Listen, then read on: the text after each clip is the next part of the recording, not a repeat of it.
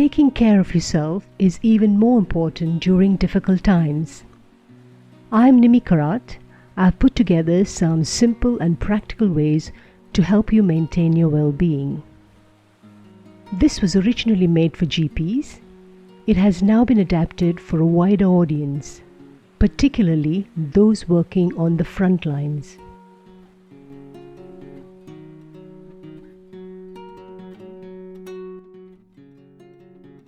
Change and chaos often go hand in hand. There are many challenging and complex issues facing us. It feels surreal, unsettling, perhaps overwhelming. You may be feeling frustrated, helpless, angry and scared, even worried that you can't cope, or guilty that you're not doing enough. All of these are normal and natural. These emotions and thoughts can cause inner turmoil and hamper our ability to deal with the situation.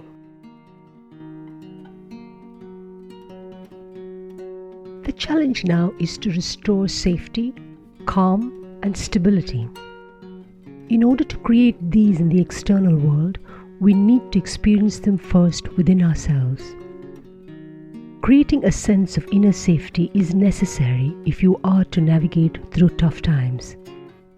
Anyone can learn to do this. It just needs some practice.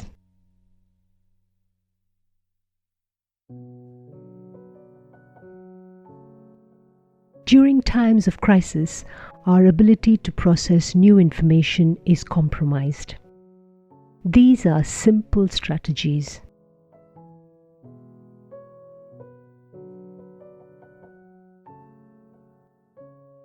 This is an extraordinary situation. We have no previous experience and no clear patterns to fall back on. Unfamiliar experiences need more focus, concentration, effort, energy, and innovation. We need patterns to learn, and we depend on them to predict and navigate our way in life. It's normal to feel unskilled, less competent, and not so confident at the moment. Refreshing and relying on the core principles that you already have means that you can hang the needed adaptations on or around them. Analogies can be useful for understanding. Driving your car in an everyday situation is effortless. You can go on autopilot. Suddenly you encounter snow and ice, and you have never driven in these conditions before. You feel alarmed and unskilled. It's dangerous. You have to slow down, figure out what's going to be helpful, and what will give you greater control. It's a sharp learning curve.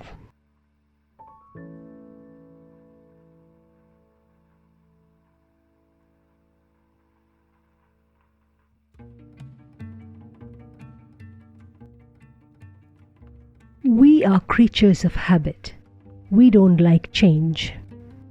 The unknown can feel scary, so we resist, deny, or minimize. It can take a while for the enormity of the situation to sink in. The sooner we accept the facts, the better we can prepare for and deal with them. The demands on you are going to be high, both personally and professionally. It's necessary to clear the decks, make space, get organized, and gather helpful resources. This is going to be a long haul, and your strategy needs to match that. You're creating clarity and freedom to do the needed work.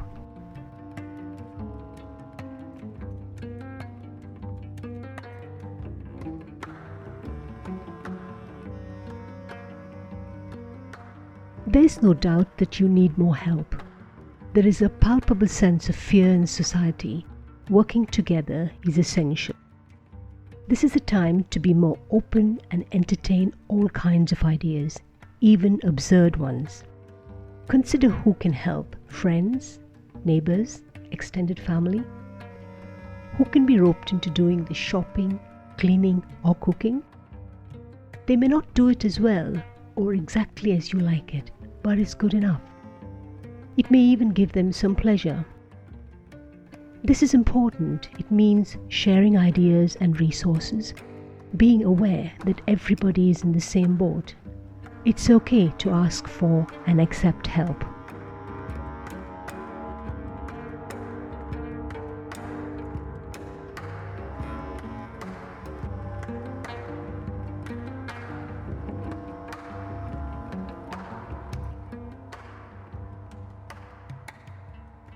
Ask yourself, what do I do well and easily?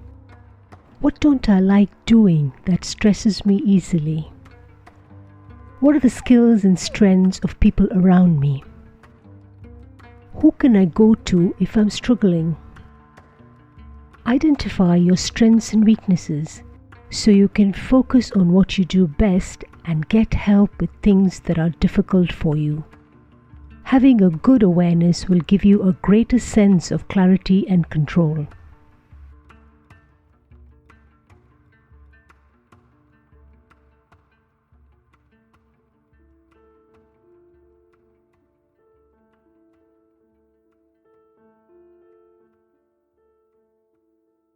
This is an intense and demanding time in every way.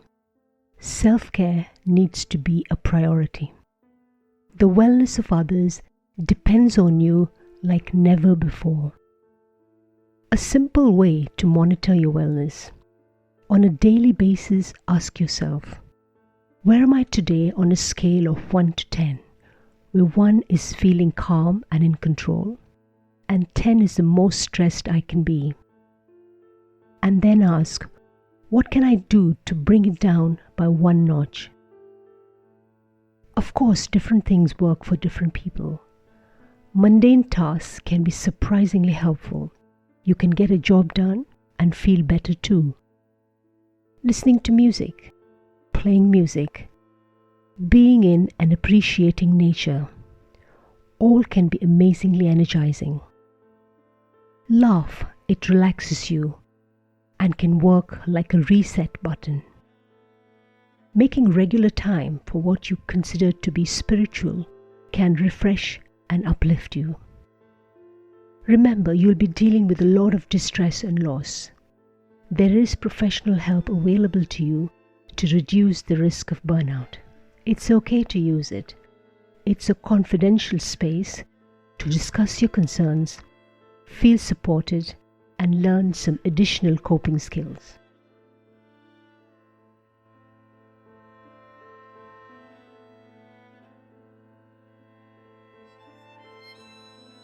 Difficult and distressing emotions will be running high, such as fear, confusion, guilt, anger, and grief.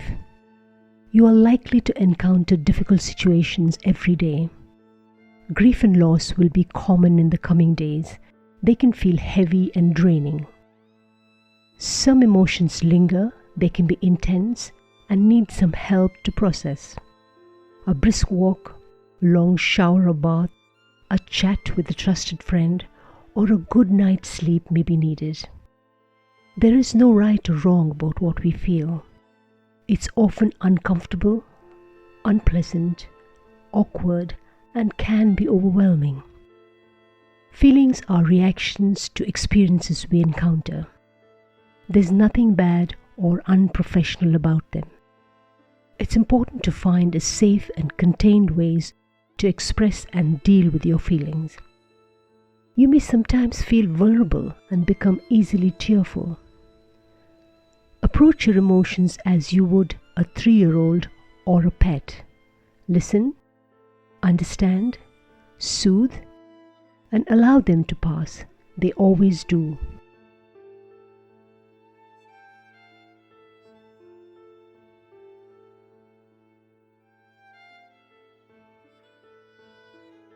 We live in times where it's not easy to protect ourselves from the news. We are continually assaulted by external information. All the horrors going on in the world are delivered to us before breakfast on our phones.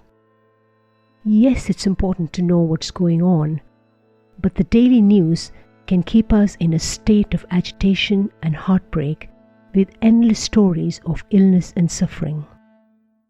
The radio news in small doses can be easier on you than the television.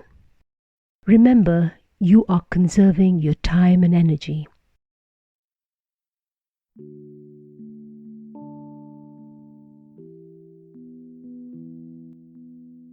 Courage and hope are not special, nor are they luxuries. They are life-supporting and are always available to us. Hope is knowing that this situation will pass. Nothing lasts forever. When we look through the lens of hope, everything looks different. It's like a light on a dark and scary path. Courage is leaning into the discomfort of the unknown, trusting that you have everything you need for the moment and you will deal with it. It is bold, but is always careful. We need to nurture them consciously. You often find them when you trust in yourself.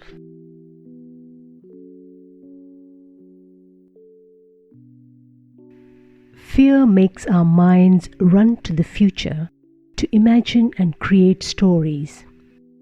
Worst case scenarios of what if? Mindfulness is learning to come back to what is, now and in this moment. When you look deeply into a situation, you can see the complexity and take appropriate actions.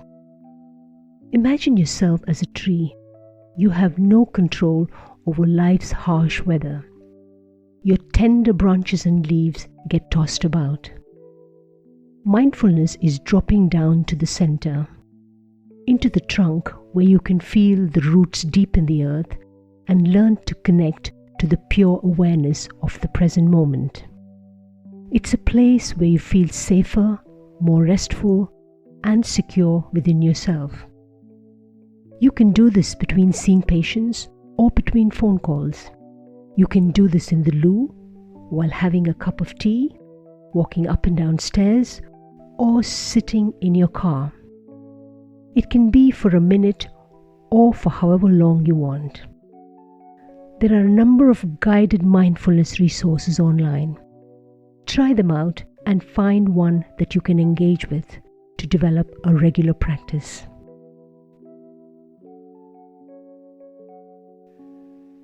We now move into a short, guided mindfulness practice to give you a taster.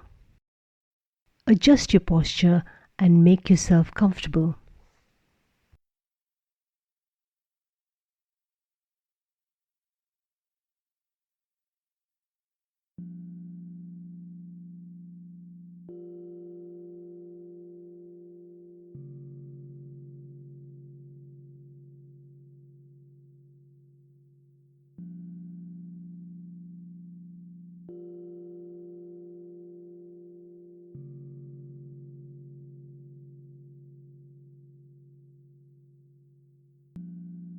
I hope you're sitting comfortably.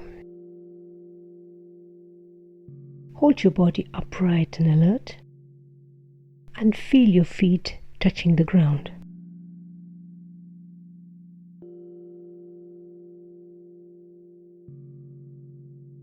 Scan through your body and wherever possible, soften and release any obvious tension that you may notice.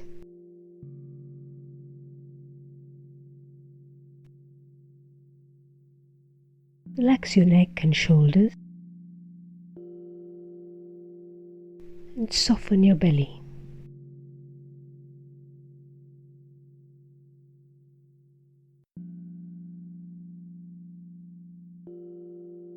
Gently close your eyes and allow your hands to rest easy in an effortless way.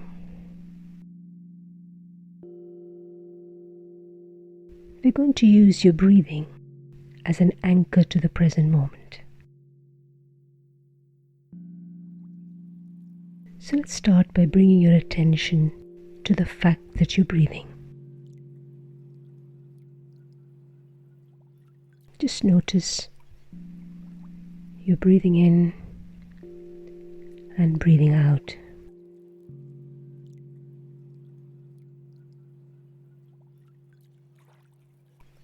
allowing it to be natural without controlling or altering it in any way. You're just letting it happen in and out.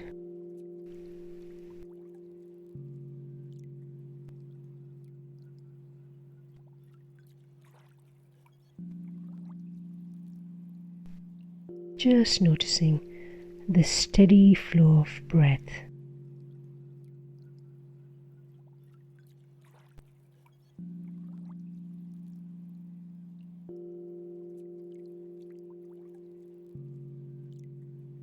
Notice the movement it creates in your body. The rise and fall of your chest and abdomen.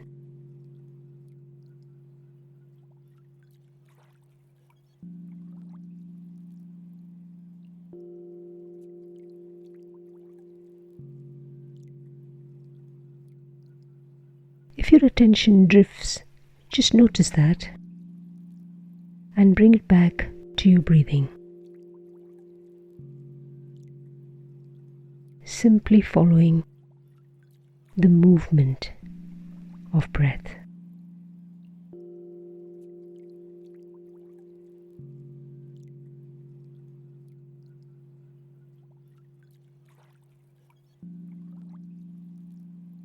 Notice the rhythm of that movement.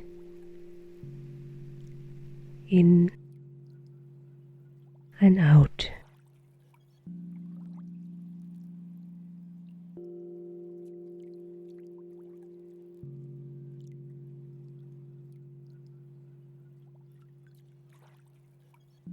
You may notice your breathing has become slower or deeper.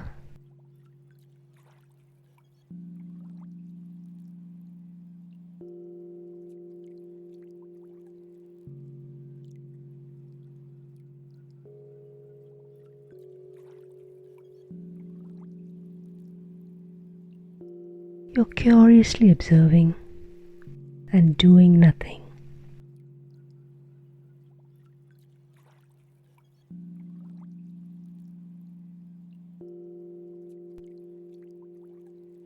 Notice what's it like to do nothing and be simply aware.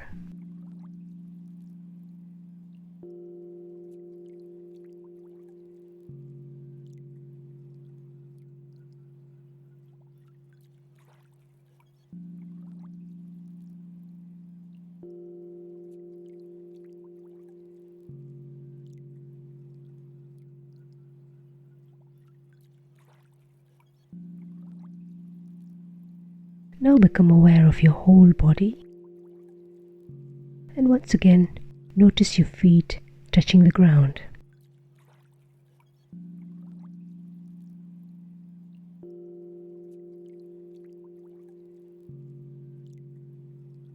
In your own time, gently open your eyes and look around you. Notice the colors, patterns, and objects around you. You're taking a good look.